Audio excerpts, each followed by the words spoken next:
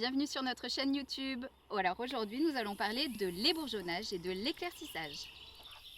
Ce sont des termes un petit peu barbares, mais si vous tendez l'oreille, vous entendrez les agriculteurs utiliser ces termes en ce moment. Donc voir ensemble l'ébourgeonnage.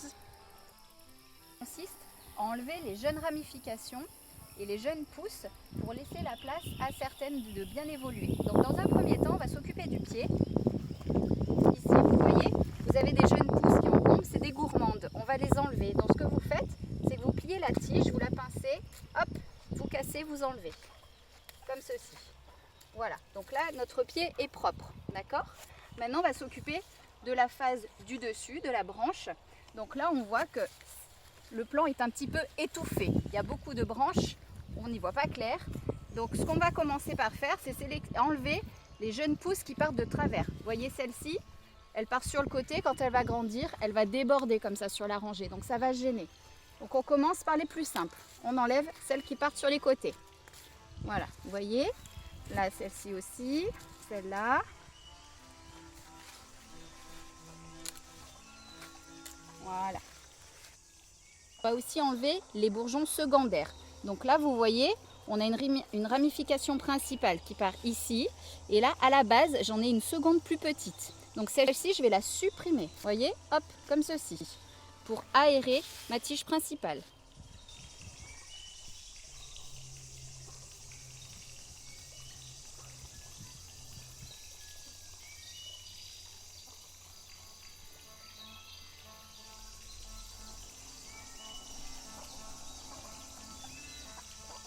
En fait à éclaircir la plante. Ainsi, il y a plus d'espace. Les feuilles, quand elles vont se développer, elles vont pouvoir prendre suffisamment le soleil.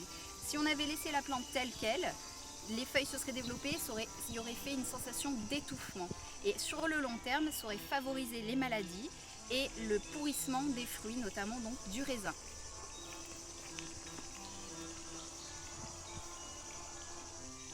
Et de l'éclaircissage. Alors l'éclaircissage a pour but de libérer de l'espace pour les jeunes fruits. Vous voyez, ici on a une branche, une belle floquée de pêcher. Donc c'est de la pêche plate, d'où cette petite forme un peu particulière.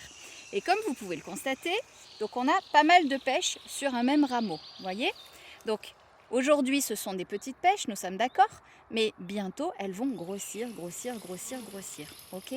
Et donc ces pêches-là vont se gêner, elles vont se frotter les unes aux autres. Avec le vent, ça va faire le frottement va faire des croûtes, donc les pêches ne seront pas jolies. Et en plus, l'arbre va fatiguer à nourrir tous ses fruits. Donc ce qu'on fait, on éclaircit. Donc on va éliminer quelques petites pêches pour faire de la place aux autres afin qu'elles puissent bien grandir. Alors tous ces petits fruits ne vont jamais vraiment grossir, ne feront jamais de la vraie pêche, donc il faut les enlever. Vous voyez, comme ceci. On va prendre la branche à côté.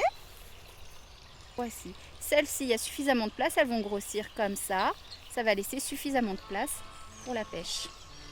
On part sur celle-ci, en dessous, vous voyez. Là, c'est pareil. Se font des bisous. On va laisser la place. Comme ça. Voilà. Et là, il y a suffisamment de place pour que les pêches puissent bien grossir. Et le fait de faire ça, ça va permettre à l'arbre d'avoir suffisamment de force pour nourrir tous les fruits qui seront sur son arbre. Et le fruit va être bon, goûtu, bon en qualité et suffisamment gros naturellement, sans qu'on ait besoin de rajouter des engrais ou des choses comme ça. Naturellement, le fruit sera suffisamment gros, il y aura un beau calibre. Merci à tous et à bientôt pour une prochaine vidéo.